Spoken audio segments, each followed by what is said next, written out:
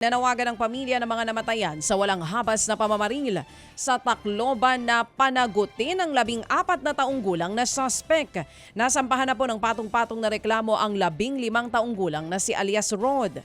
Pero lusot sa criminal liability ang 14 na taong gulang na si alias Nash sa ilalim po yan ng Juvenile Justice and Welfare Act. Isa sa ilalim siya sa intervention at rehabilitation programs dahil nga po sa bigat ng kanyang nagawa.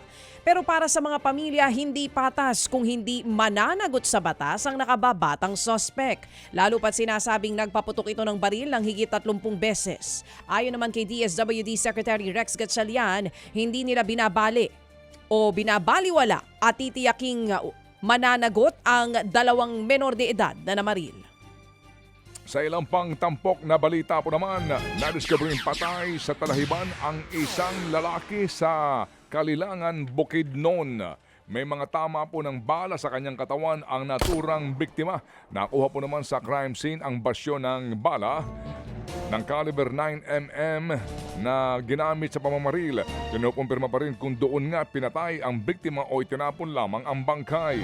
May ilang pong mga motibo na rin po na sinasabi ang mga nag-iimbestiga. Kabilang dyan ang pakakasangkot umano ng biktima sa pagnanakaw at illegal na droga. Patuloy po ang hot pursuit operation at pangangalap ng ebidensya. Patay naman ang isang babaeng negosyante matapos pagbabarili ng riding in tandem sa Santo Tomas sa Batangas. Sa video, makikitang nasa harap ng kanyang meat shop ang biktima nang dumating ang mga salarin.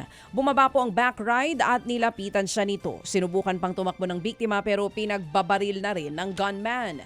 Dead on the spot ang negosyante. Mabilis namang tumakas sa mga salarin. Iniimbestigahan pa kung anong motibo sa krimen. Kilala raw na mabuting ina at matulungin sa kapwa ang biktima.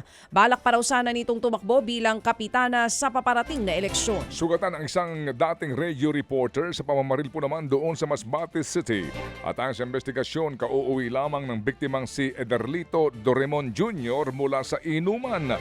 Nagbubukas siya ng gate ng barilin ng riding in tandem. Nadaplisan ng bala sa hita ang biktima. Kasalukuyan pong may mga kinakaharap na 60 kasong libel ang biktima matapos ibunyag ang mga umano'y ghost project sa kanilang lugar. Inaalam pa kung may kinalaman dyan ang motibo sa naturang pamamaril. Nasagi po ang 7 mangingisda matapos lumubog ang kanilang bangka sa dagat po yan na sakop ng Palawan. Sa investigasyon, papauwi na sana ang mga mangingisda sa bayan po ng Balabak ng malalaking makasalubong nga pong malalaking alon ng kanilang bangka.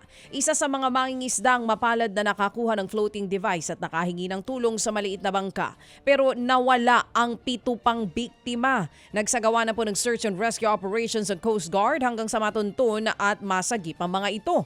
Ligtas na po ngayon ang kalagayan ng mga mangingisda.